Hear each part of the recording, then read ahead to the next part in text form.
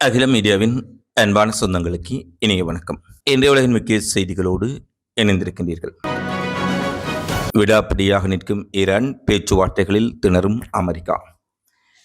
April 7ஆம் தேதியன்று அமெரிக்காவுக்கும் ஈரானுக்கும் இடையே போர் நிறுத்தம் அறிவிக்கப்பட்டதிலிருந்து தொடர்ச்சியாக மீண்டும் ஒரு ஒப்பந்தத்தை ஏற்படுத்துவதற்கான பேச்சுவார்த்தைகள் நடைபெற்று வந்தாலும் கூட ஆயிரக்கணக்கான வார்த்தை பரிமாற்றங்கள் பரிமாறப்பட்டுள்ளன.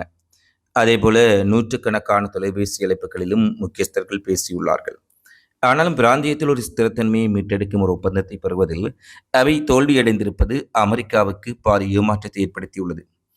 பாகிஸ்தான், கத்தார், துருக்கி போன்ற நாடுகளின் மத்தியஸ்தத்தில் நடைபெறும் இந்த பேச்சுவார்த்தைகளின் போக்கு போரின் விளைவுகள் குறித்து டெஹ்ரான் மற்றும் அமெரிக்காவில் உள்ள போட்டி முடிவெடுப்பவர்கள் கொண்டிருக்கும் முரண்பட்ட கண்ணோட்டங்களை எடுத்துக்காட்டுகின்றது.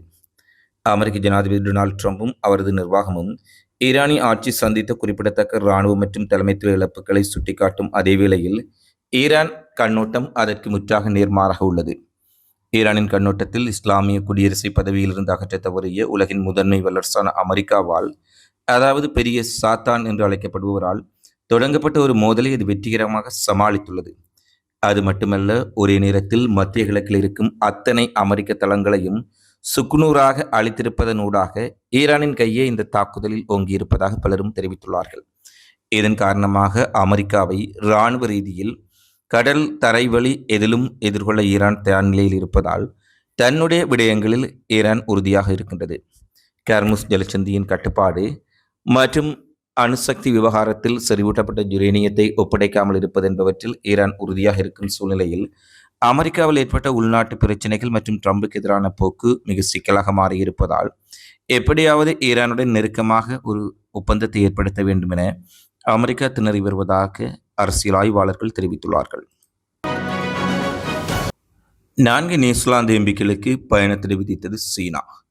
தாய்வானுக்கு பயணம் மேற்கொண்டமைக்காக 4 நியூசிலாந்து நாடாளுமன்ற உறுப்பினர்களுக்கு சீனா தன்னுடைய நாட்டுக்குள் நுழைவதற்கு ஓராண்டுக்கு பயணத்தடை விதித்து அதிரடி முடிவை அறிவித்துள்ளது. நியூசிலாந்து நாடாளுமன்ற உறுப்பினர்களுக்கு எதிரான சீனாவின் இத்தகைய நடவடிக்கை எடுப்பது இது முதல் முறை என்று வெளிவிவகார அமைச்சு தெரிவித்துள்ளது. அந்த நாடாளுமன்ற உறுப்பினர்கள் கடந்த மே மாதம் தாய்வானுக்கு பயணம் மேற்கொண்டிருந்தார்கள். அந்த பயணத்தின் போது தாய்வான் வெளிவிவகார அமைச்சர் லின் சியாலுங் உட்பட பல்வேறு உயர் அதிகாரிகளுடன் அவர்கள் சந்திப்புகளை நடத்தினர்.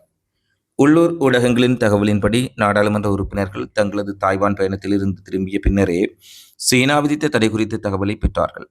மன்னிப்பு கோரப்பட்டால் தடையை குறைக்கலாம் அல்லது நீக்கலாம் என்றும் சீன தூதரகம் தெரிவித்துள்ளது. அதேவேளை தாய்வானுக்கு பயணித்த அமெரிக்க அரசியல்வாதிகளுக்கு சீனா இதற்கு முன்பு தடை விதித்திருந்தமையும் குறிப்பிடத்தக்கது. இங்கிலாந்தில் அடுத்த ஆண்டு 2027 தொடக்கத்திற்குள் 1/3 நிறுவனங்கள் ஊழியர்களை பணி நீக்கம் செய்ய வாய்ப்புள்ளதாக அதிர்ச்சிகரமான ஆய்வுகள் வெளியாகியுள்ளது. பிரிட்டனின் சமரச சேவை நிறுவனமான எகாஸ் 1000 வணிக நிறுவனங்களிடம் நடத்திய ஒரு முக்கிய கணக்கெடுப்பில் சிறிய நிறுவனங்களை காட்டிலும் பெரிய நிறுவனங்களே ஊழியர்களை அதிகளவில் பணி நீக்கம் செய்ய வாய்ப்புள்ளது என்று கண்டறிந்துள்ளது. இந்த ஆய்வு குறித்து கருத்து தெரிவித்த எகாஸ் நிறுவனத்தின் பணிப்பாளரான கெவின் ரோவன், எங்கள் கருத்து கணிப்பின் முடிவுகள் 1/3 நிறுவனங்கள் அடுத்த ஆண்டின் தொடக்கத்துக்குள் ஆட்குறைப்பு குறித்து பரிசீலித்து வருவதை வெளிப்படுத்துகின்றது. நிறுவனங்கள் முதலில் ஆட்குறைப்புக்கு மாற்றாக சாத்தியமான அனைத்து வழிகளையும் ஆராய வேண்டும்.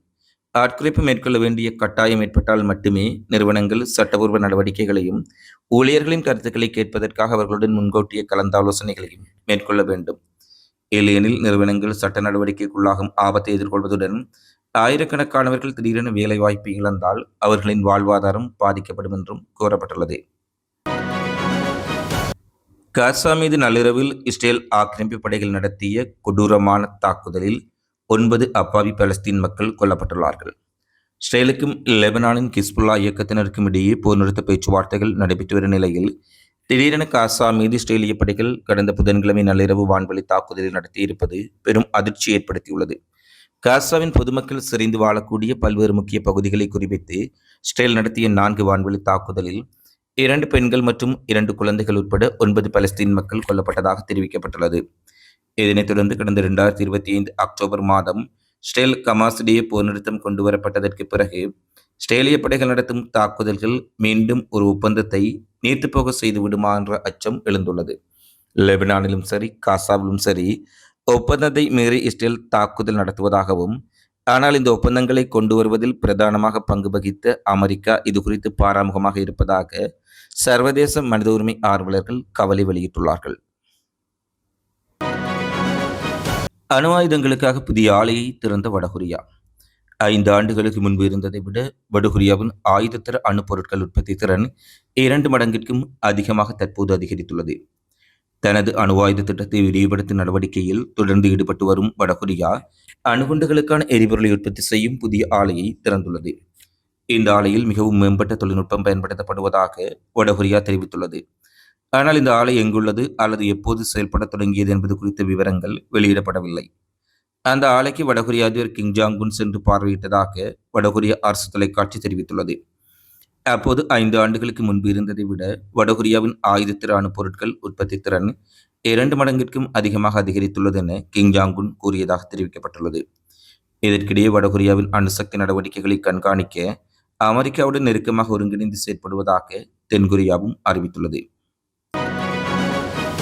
இலங்கையின் கொழும்பு அருகே களுத்துறை மாவட்டத்தில் முதியோர் இல்லம் செயல்பட்டு வரும் சூழ்நிலையில் அந்த முதியோர் இல்லத்தில் நேற்று முன்தினம் மாலை 5:30 மணியளவில் திடீரென பயங்கர தீ விபத்து ஏற்பட்டது. கட்டிடத்தில் தீ மிக வேகமாக பரவியதன் காரணமாக அங்கிருந்த முதியவர்களால் உடனடியாக வெளியேற முடியாமல் போய்விட்டது. சம்பவ இடத்திலேயே 10 பேர் உயிரிழந்தார்கள். மீட்புப் படையினர் விரைந்து பல மணி நேரம் போராடி தீயை கட்டுப்பாட்டுக்குள் கொண்டு வந்தாலும் கட்டிடத்தில் பல பகுதிகள் எரிந்து சாம்பலாகின. 51 பேர் பத்திரமாக மீட்கப்பட்டார்கள். அவர்களில் படுகாயமடைந்தவர்களை மருத்துவமனையில் அனுமதித்த போதிலும் சிகிச்சை பலனின்றி மேலும் பலர் உயிரிழந்ததை அடுத்து உயிரிழப்புகளின் எண்ணிக்கை 12ஆக உயர்வடைந்துள்ளது. மேலும் 15 பேர் அதிதீவிர சிகிச்சை பிரிவில் சிகிச்சை பெற்று வருகின்றார்கள். அவர்களில் சிலரின் நிலைமை கவலைக்கிடமாக உள்ளதால் பலி எண்ணிக்கை மேலும் உயரக்கூடும் என அஞ்சப்படுகின்றது. சமையல் எரிவாயு சிலிண்டர் வெடித்ததே தீ விபத்துக்கு காரணம் என கூறப்பட்டாலும் இந்த இல்லத்தில் போதுமான தீயணைப்பு வசதிகளோ மற்றும் பராமரிப்பு வசதிகளோ இல்லை என்ற குற்றச்சாட்டுகளும் முன்வைக்கப்பட்டுள்ளது. முதியோர் இல்லத்தில் தங்கியிருந்த சுமார் 51 பேர் எவ்வித ஆபத்துகளும் இன்றி பாதுகாப்பாக மீட்கப்பட்டு தற்போது பாதுகாப்பான இடங்களுக்கு மாற்றப்பட்டுள்ளதாக தெரிவிக்கப்படுகின்றது. இலங்கையில் ஒரு முதியோர் இல்லத்தில் இடம்பெற்ற தீ விபத்தில் 12 பேர் தீயில் கருகி உயிரிழந்துள்ளமை இலங்கை முழுவதும் அதிர்ச்சி ஏற்படுத்தியுள்ளது. ஓமான் கடலில் இயங்கிக் கொண்டிருந்த அமெரிக்க போர்க்கப்பலின் கட்டளை மற்றும் கட்டுப்பாட்டு மையமாக செயற்படும் பிரதானமான போர்க்கப்பலை குரூஸ் ஏவுகணைகளை பயன்படுத்தி தாக்கியிருப்பதாக ஈரானின் புரட்சிகர காவலர் படை தெரிவித்துள்ளது. அமெரிக்காவின் எதிர்கால நடவடிக்கைகள் எதுவாக இருந்தாலும் எங்களுடைய பதிலடி மிகவும் விரைவாக இருக்கும். அமெரிக்காவோ இஸ்ரேலோ ஈரானை சீண்டி பார்த்தால் ஈரான் 2 மடங்கு வேகத்துடன் பதிலளிக்கும். எதிரியின் எந்த ஒரு ஆக்கிரமிப்புக்கும் வலிந்த தாக்குதலுக்கும் ஆத்திரமூட்டு நடவடிக்கைகளுக்கும் பதிலளிப்பதற்கு ஐஆர்சிசி அனைத்து நிலைகளிலும் தயார் நிலையில் இருப்பதாக ஈரான் அமெரிக்காவுக்கு நேரடி எச்சரிக்கை விடுத்துள்ளது.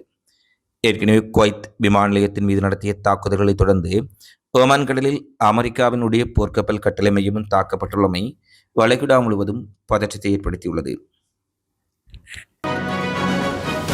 அடுத்து வரும் 30 நாட்களுக்குள் அமெரிக்க படையினர் ஈரானிலிருந்து முற்றாக வெளியேற வேண்டும் என்று அமெரிக்க பாராளுமன்றம் நிறைவேற்றிய தீர்மானம் ட்ரம்புக்கு ஈரான் போரில் ஏற்பட்ட பின்னடைவை காட்டுவதாக அமெரிக்க ஊடகங்கள் செய்தி வெளியிட்டுள்ளார்கள்.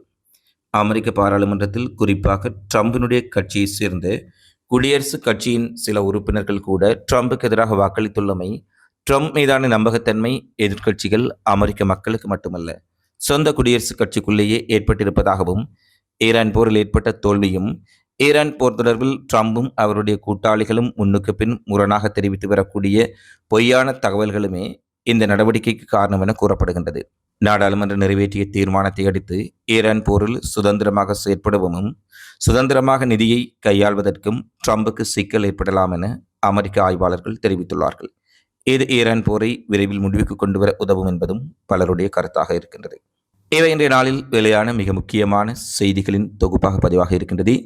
தொடர்ச்சியாக உலகெங்கும் நடைபெறும் செய்திகளையும் அது சார்ந்த உலக நிகழ்வுகளையும் உடனுக்குடன் தெரிந்து கொள்ள அகில மீடியாவுடன் இணைந்திருங்கள். இந்த காணொளிப்பதிவு தொடர்பிலான உங்களது மதிப்புமிக்க கருத்துக்களை தவறாமல் கமெண்ட்ஸில் பதிவிடுங்கள். மீண்டும் அடுத்த காணொளியில் சந்திப்போம். நன்றி, வணக்கம்.